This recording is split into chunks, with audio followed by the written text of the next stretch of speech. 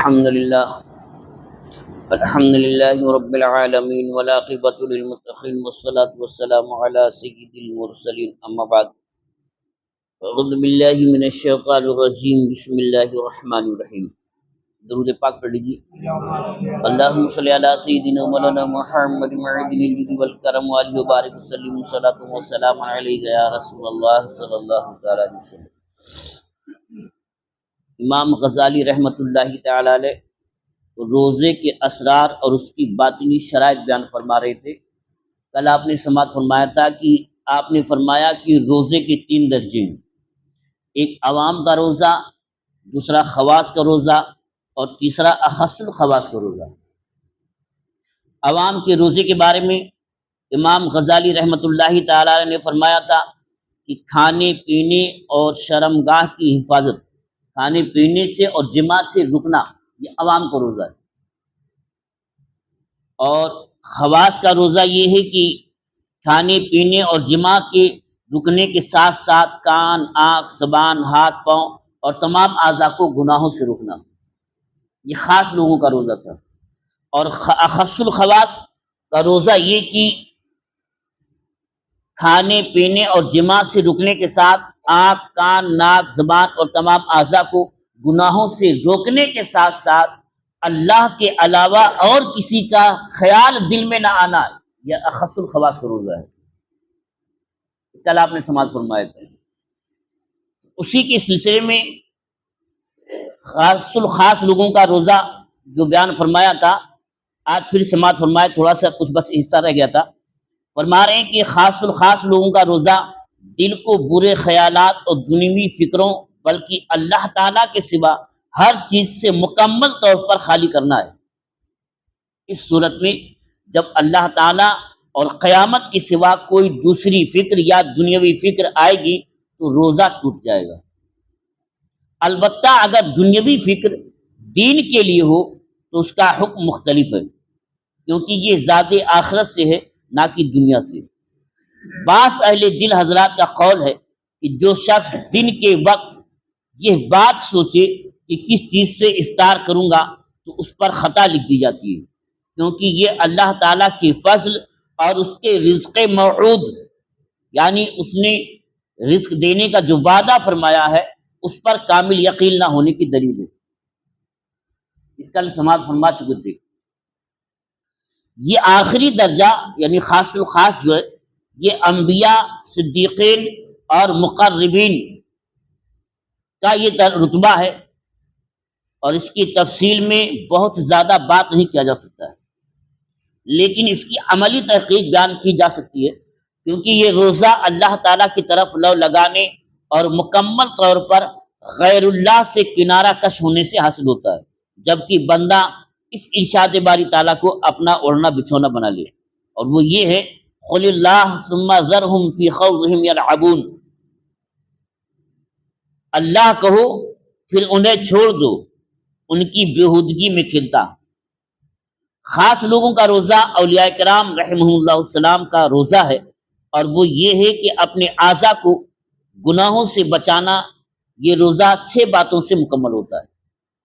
Number 1، آنکھ کا روزہ، ان چیزوں کو دیکھنے سے بچنا جو بری اور مکروہ ہیں۔ نظر کو ہر اس چیز سے بچانا جو دل کو دنیاوی کاموں میں مشغول کر کے ذکر الہی سے غافل کر دے۔ چنانچہ نبی کریم صلی اللہ تعالیٰ علیہ وسلم نے ارشاد فرمایا، نظر ابلیس ملعون کے بجھے ہوئے تیروں میں سے ایک تیر ہے، جس نے خوف کے سبب بدنگاہی کو ترک کر دیا، اللہ تعالیٰ اسے ایسا ایمان عطا فرمائے گا جس کی حلاوت وہ اپنے دل میں پائے گا۔ حضرت سیدنا انس رضی اللہ تعالیٰ عنہ سے مروی ہے، نبی کریم صلی اللہ تعالیٰ علیہ وسلم نے ارشاد فرمایا، 5 چیزیں روزہ دار کا روزہ توڑ دیتی ہیں۔ نمبر 1 جھوٹ، نمبر 2 غیبت، نمبر 3 چغلی، نمبر 4 جھوٹی قسم، اور نمبر 5 شہوت سے دیکھنا۔ اب یہ 5-6 چیزیں جو ہیں، بول رہے یہ حدیث پاک سنایا ہوں میں، ابھی کوئی تشریح نہیں کیا ہوں میں۔ اللہ کے نبی صلی اللہ تعالی وسلم نے فرمایا، راوی حضرت انس ہیں، اور نبی کا یہ فرمان ہے کہ 5 چیزیں ہیں جو روزہ دار کا روزہ توڑ دیتی ہے. نمبر 1 جھوٹ، نمبر 2 غیبت، نمبر 3 چغلی، نمبر 4 جھوٹی قسم، اور نمبر 5 شہوت سے دیکھنا. یہ 5 چیزیں ہیں جن کے بارے میں حدیث پاک میں ارشاد ہوا کہ روزہ توڑ دیتی ہیں. اب اس کی تھوڑی وضاحت سن لیں. ان امور سے روزہ فاسد وہ معنی نہیں ہوتا ہے کہ روزہ ٹوٹ جائے اور قضا یا کفارہ لازم ہو، بلکہ شرعی اعتبار سے حکم یہ ہے کہ جھوٹ، چغلی، غیبت، بدنگاہی، گالی دینا بلا اجازت شرعی، کسی کا دل دکھانا، داڑھی مڈانا وغیرہ چیزیں ویسے بھی ناجائز و حرام ہیں. روزے میں اور زیادہ حرام ان کی وجہ سے روزہ میں کراہیت آتی ہے اور روزے کی نورانیت چلی جاتی ہے، اور نور چلا جانا ولایت میں روزہ ٹوٹنے مترادف ہوتا ہے. اس لیے فرمایا یہ خاص لوگوں کو روزہ ہے. نہیں بات سمجھ میں آئی؟ آنکھ سے گناہ کرے، کان سے گناہ کرے، یعنی آنکھ سے گناہ یہ کہ بدنگاہی کرے، اور کان سے گناہ یہ کہ جھوٹ سن رہا ہو، کسی کی غیبت سن رہا ہو. زبان کا گناہ یہ کہ جھوٹ بول رہا ہو. ہاتھ سے کوئی کسی کی دوسرے کی چیزیں وہ استعمال لے رہا ہو. یہ ساری چیزیں گناہ ہیں، لیکن ان کی وجہ سے وہ روزہ نہیں ٹوٹے گا جو عام روزوں کا روزہ ہے. عام لوگوں کا جو روزہ ہے اس کے لیے تو کھانا پینا اور جمع، ان 3 چیزوں سے روکنے کا نام ہے. ان میں سے کوئی چیز پائی جائے گی تو روزہ ٹوٹے گا. اس سے کون سا روزہ ٹوٹا؟ وہ ولایت کے اعتبار سے جو نورانیت پیدا کرنے والا روزہ ہے وہ نور ختم کر دے گا. روزہ تو ہوگا لیکن اس کا نور نہیں ہوگا. اسی لیے اس حدیث پاک میں فرمایا کہ یہ چیزیں روزہ کو توڑ دیتی ہیں، یعنی روزے کی نورانیت کو ختم کر دیتی ہیں. اب یہ کہ کون عام روزہ رکھ رہا ہے اور کون خاص روزہ رکھ رہا ہے اور کون خاص الخاص روزہ رکھ رہا ہے، کوئی کسی پر فتویٰ نہیں لگا سکتا ہے. نہ ہم آپ کو کہہ سکتے نہ آپ ہم کو کہہ سکتے، کیونکہ یہ سب آپ جانیں گے اور رب جانے گا. مگر روزہ اتنے کے درجے کے ہے، 3 درجے کا.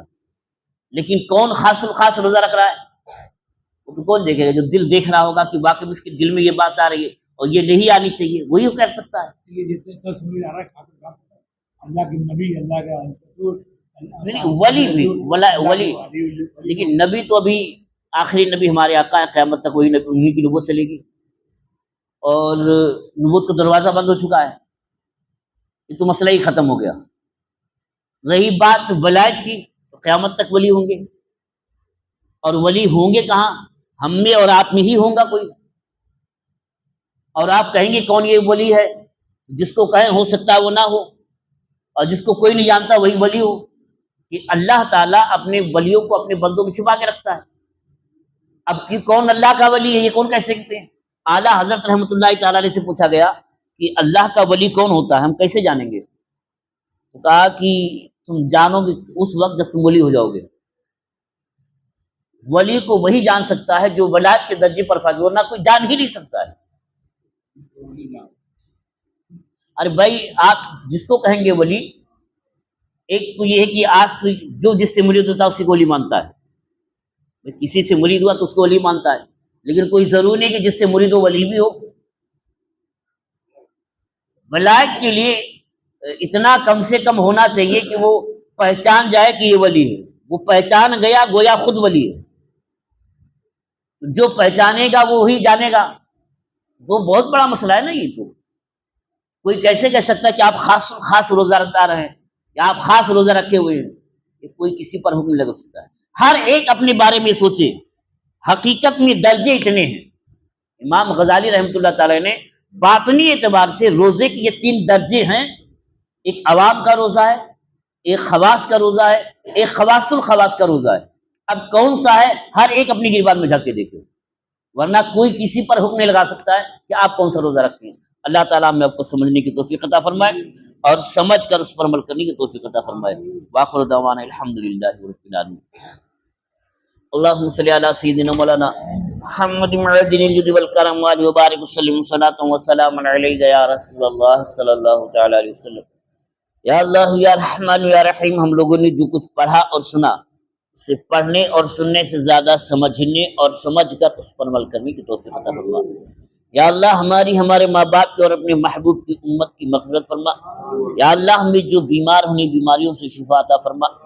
یا اللہ آج 28 تاریخ ہے، کل 29 شعبان ہے، ہو سکتا ہے کل رمضان المبارک کا چاند نظر آئے، اپنے حبیب کے صدقے میں آنے والے مقدس مہینے کا احترام کرنے کی توفیق عطا فرما۔ ہر طرح کی بے ادبیوں گستاخیوں سے بچنے کی توفیق عطا فرما، اس ماہ رمضان کا مکمل احترام کرنے کی توفیق عطا فرما۔